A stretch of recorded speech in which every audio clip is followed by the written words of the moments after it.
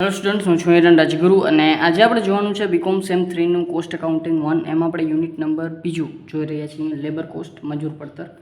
આમ તો આ ચેપ્ટર ઓલરેડી આપણી ચેનલમાં છે, બરાબર, ગુજરાતીમાં. આ તો અંગ્રેજીમાં આપણે થોડુંક છે એ રિકવર કરી લઈએ, બરાબર છે. થોડાક ફોર્મ્યુલાઝ આપણે ધ્યાનમાં દેવાના છે અને થોડા કોન્સેપ્ટ આપણે છે એ ધ્યાનમાં દઈ દઈશું, એટલે આપણે વાંધો આવશે નહીં. ચાલો, તો મજૂર પડતર.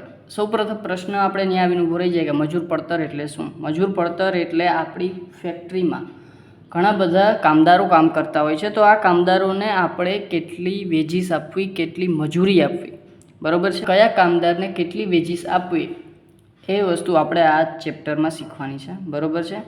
તો સૌપ્રથમ મજૂરને માત્ર આપણે વેજીસ જ નથી આપવાની, પણ મજૂરને સાથે સાથે બોનસે આપવાનું છે, બરાબર. અને મજૂરી કેટલી આપવી પડે કે જેથી એ પોતાનું ગુજરાન ચલાવી શકે, પોતાની જરૂરિયાતો પૂરી કરી શકે, બરાબર. આ સિવાય મનોરંજનમાં પણ પોતાનો ભાગ છે એ લઈ શકે, બરાબર છે. પોતાની બધી જ જરૂરિયાતો છે એ સંપૂર્ણ રીતે પૂરી કરી શકે, એ રીતે આપણે એને મજૂરી ચૂકવવાની થાય.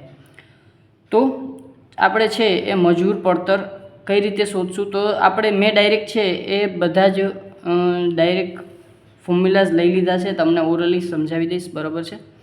તો તમારે મોસ્ટ ઓફ છે 4-5 ફોર્મ્યુલાઝ વધારે યાદ રાખવાના છે, બાકીના તમને એક્સપ્લેનેશનમાં અથવા તો થિયરીમાં પૂછી શકે એવું છે, બરાબર છે. ચાલો, તો સૌપ્રથમ છે વેજ સિસ્ટમ, બરાબર. ચાલો, તો સૌપ્રથમ છે પ્રાચીન વેતન પ્રથાઓ, ટ્રેડિશનલ મેથડ્સ. આ ઓલરેડી ગુજરાતીમાં પૂરેપૂરું છે, એટલે ગુજરાતી મીડિયમવાળાએ નીચે પ્લેલિસ્ટમાં તમને જે છે એ આનું ગુજરાતીમાં પણ ઇન્ટ્રોડક્શન મળી જશે, બરાબર. પૂરેપૂરું ફૂલ્લી એક્સપ્લેન છે, બરાબર. આમાં માત્ર એક બાબત આપણે વધારે શીખવાની છે જે એડ ઓન થઈ છે, બરાબર છે. બાકી બધી વસ્તુ આપણે છે એ બરાબર પ્રોપરલી એ જ છે, બીજું કાંઈ ચેન્જીસ થયો નથી. પહેલાં છે ટ્રેડિશનલ મેથડ્સ. તો ટ્રેડિશનલ મેથડમાં બે મેથડ છે, time wage system, piece rate system, બરાબર છે.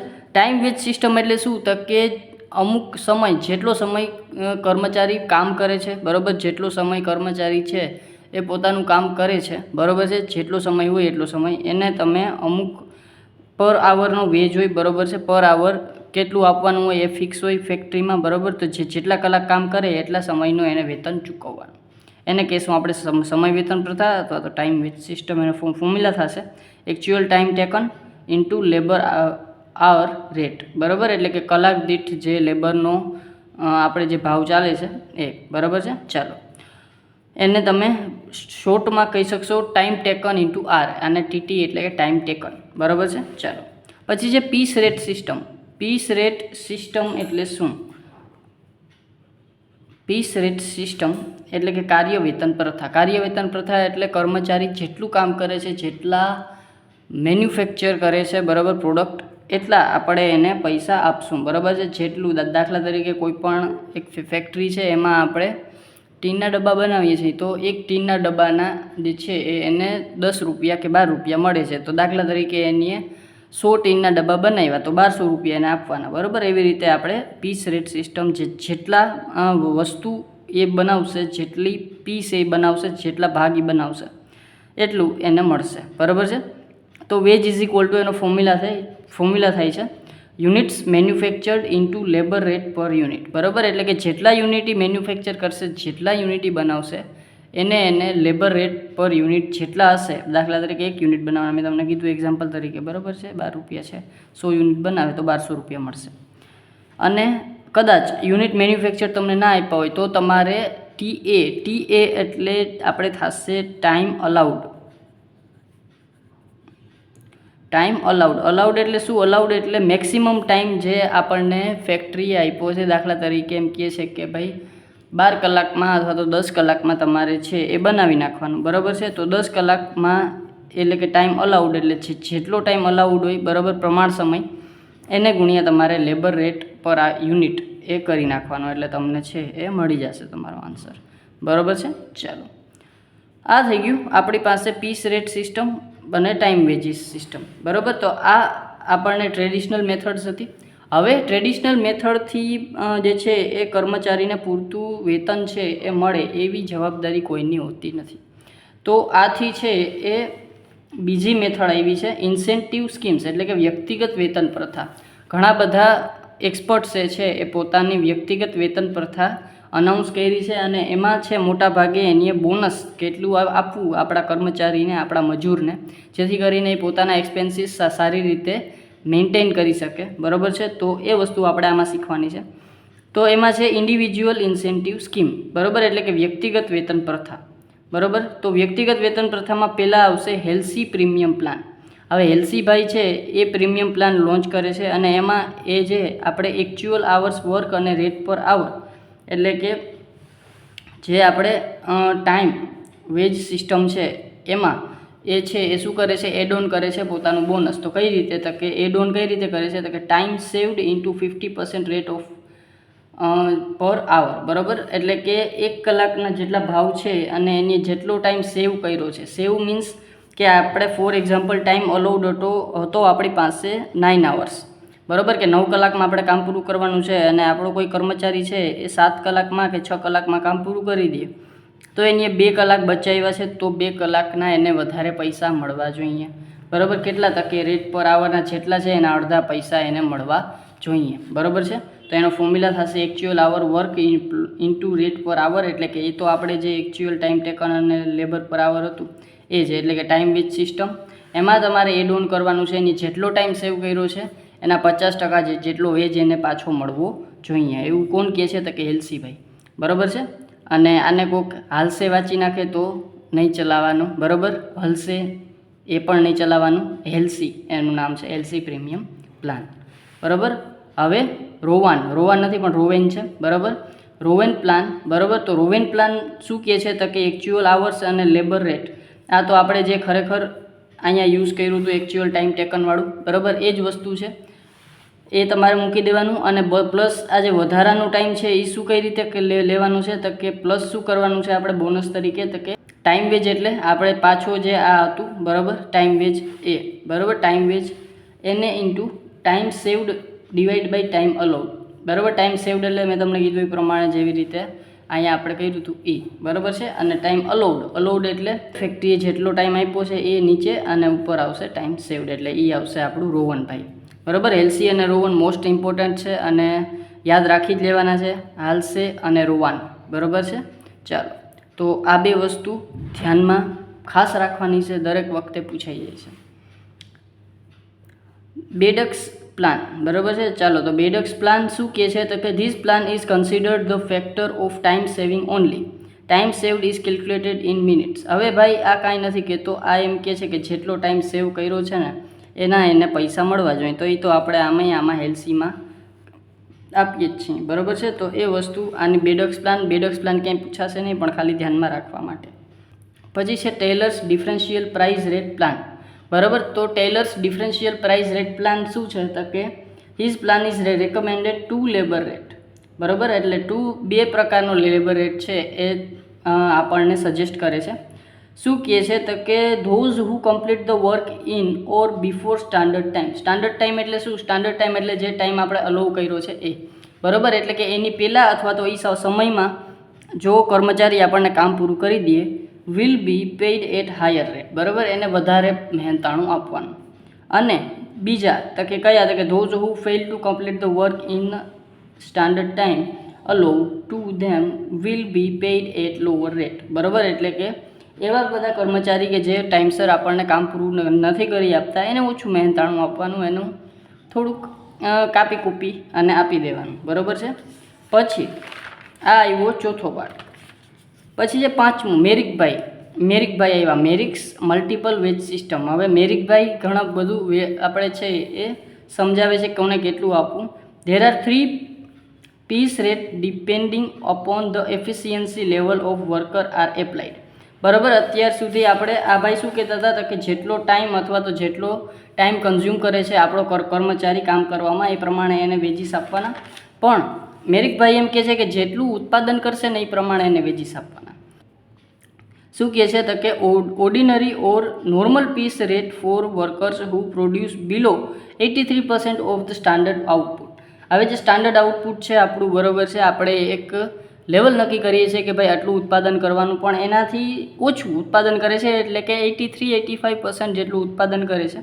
બરાબર, એને આપણે છે એ નોર્મલ અથવા તો ઓર્ડિનરી પીસ રેટ આપવાનો, બરાબર. નોર્મલ તો આપવાનો જ એમ કહે છે, બરાબર. પછી એવું કહે છે કે for workers who produce more than 83 but less than 100%, એટલે કે 83 85થી વધારે પણ 100% કે તેનાથી ઓછું, બરાબર છે. કે સ્ટાન્ડર્ડ આઉટપુટથી 100%ની અને 85-83%ની વચ્ચે આપણને પ્રોડ્યુસ કરીને આપશે આપણા પીસ, બરાબર છે. તો એ શું લેશે તો કે 110% of ordinary or normal piece rate will be apply, બરાબર છે. એટલે કે એને 10-20% તમે ઓર્ડિનરી અથવા તો નોર્મલ પીસ રેટથી વધારે તમે એપ્લાય કરી શકો છો, કારણ કે એની ઓલમોસ્ટ આપણને કામ પૂરું કરીને દઈ દીધું છે. For the workers producing more than 100% of standard output, આપણે જેટલું ઉત્પાદન કરવું છે એનાથી શું કરશે 100% કે તેનાથી વધારે આપણને ઉત્પાદન કરીને આપશે, તો એને 120% of ordinary or normal piece rate will be apply, બરાબર. એટલે કે 120% જેટલું એને જેટલું આપણે નોર્મલ પે કરીએ છીએ, ઓર્ડિનરી પે કરીએ છીએ, એનાથી 120% જેટલું એને વધારે આપણે છે એ આપવાનું, બરાબર છે. 120 એટલે કે 20%થી વધારે એને છે એ આપણે શું કરવાનું છે તો કે એને બોનસ આપવાનું છે, બરાબર છે. તો એ કોણ કહે છે તો કે મેરિકભાઈ. અને આ બધી વસ્તુ થિયરી માટે તમને મોસ્ટ ઇમ્પોર્ટન્ટ છે, બરાબર છે. થિયરીમાં તમને પૂછાઈ શકે છે.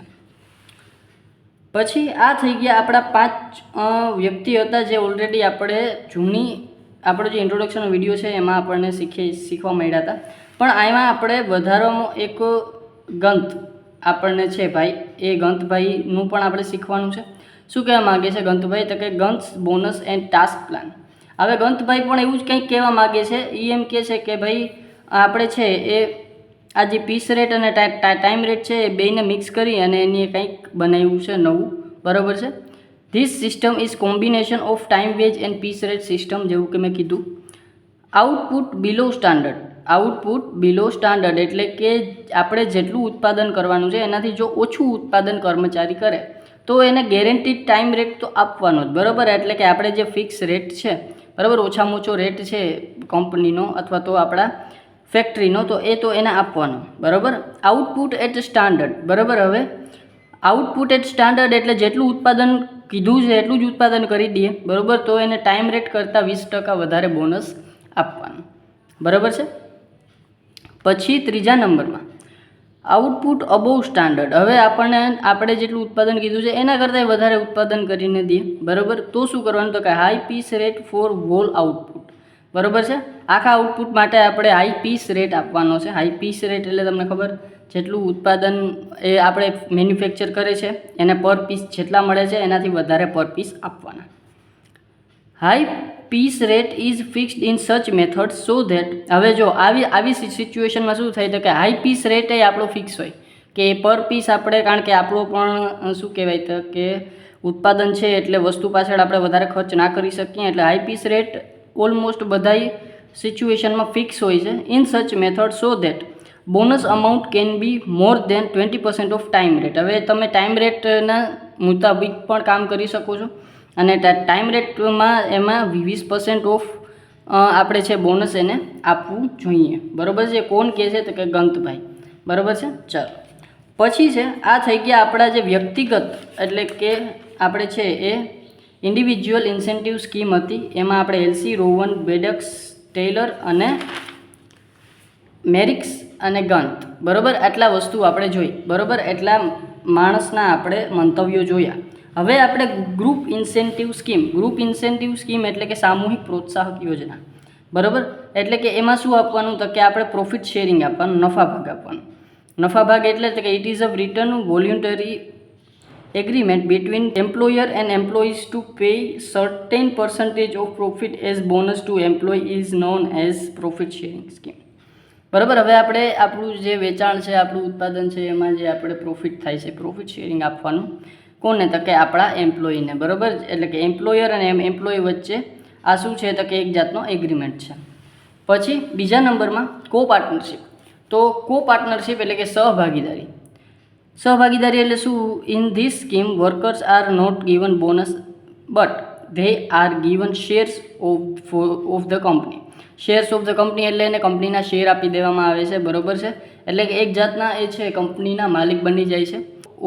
ઓછી પ્રાઇઝમાં એને છે એ કંપની શેર પ્રોવાઈડ કરે છે, બરાબર છે. તો એ આપણા માટે છે એ આ એક જાતના કંપનીના ભાગીદારો છે, કંપનીના ડિસિઝન છે એમાં એ છે પોતાનો ફાળો આપી શકે છે, બરાબર છે. તો એ આપણા થઈ ગયા આપણા ગ્રુપ ઇન્સેન્ટિવ સ્કીમમાં પ્રોફિટ શેરિંગ અને કો પાર્ટનરશિપ, બરાબર, આ બે મેથડ.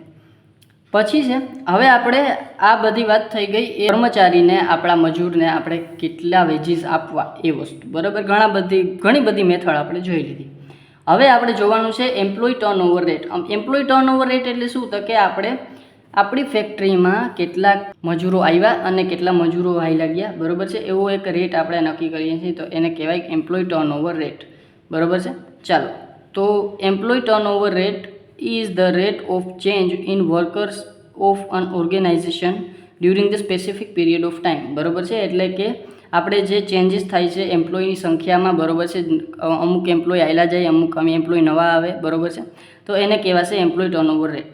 હવે એમાં મુખ્ય 3 મેથડ છે આપણે શીખવાની. એક છે સેપરેશન મેથડ.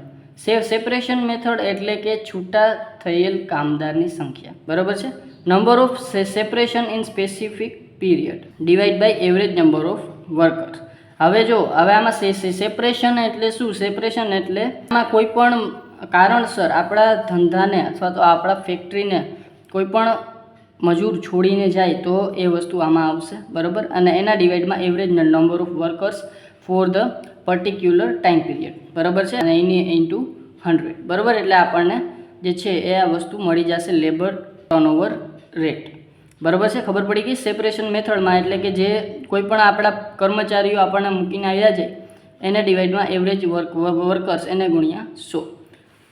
પછી છે રિપ્લેસમેન્ટ મેથડ. રિપ્લેસમેન્ટ મેથડ એટલે જૂના કર્મચારીઓ આપણને મૂકીને આવેલા ગયા તો આપણે એની જગ્યાએ નવા કર્મચારીઓ લેશું, નવા મજૂરો લેશું, તો ત્યાં આપણે છે એ number of workers replaced in a period, બરાબર છે. એટલે કે સમયગાળા દરમિયાન જ્યાં ખાલી જગ્યા પડી હતી ત્યાં જૂના વર્કર ઊભા થઈને હાલ્યા ગયા હતા અને ત્યાં નવા વર્કર આવીને બેસી ગયા, બરાબર છે.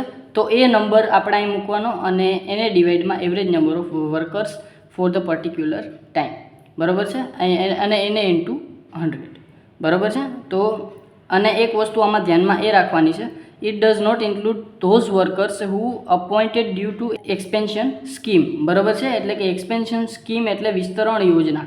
વિસ્તરણ યોજનાથી કોઈ નવા, આપણે દાખલા તરીકે ફેક્ટરી હતી, ફેક્ટરીમાં એક જ ભાગ હતો, હવે બીજા ભાગમાં આપણે ઉત્પાદન કાર્ય ચાલુ કર્યું છે, તો એવી સિચ્યુએશનમાં જે નવા ઉત્પાદન વિભાગમાં આપણે નવા કર્મચારીઓ લીધા છે તો એ એકદમ નવા કર્મચારીઓ છે, જૂની જગ્યાએ નવા કર્મચારીઓ નથી, બરાબર છે. તો એને આપણે ધ્યાનમાં દેવાના નથી, બરાબર છે. ચાલો, પછી છે ત્રીજા નંબરમાં ફ્લક્સ મેથડ. ફ્લક્સ મેથડ એટલે એમાં એ બેનું કોમ્બિનેશન આવી જશે, એટલે કે સંયુક્ત પદ્ધતિ આવી જશે.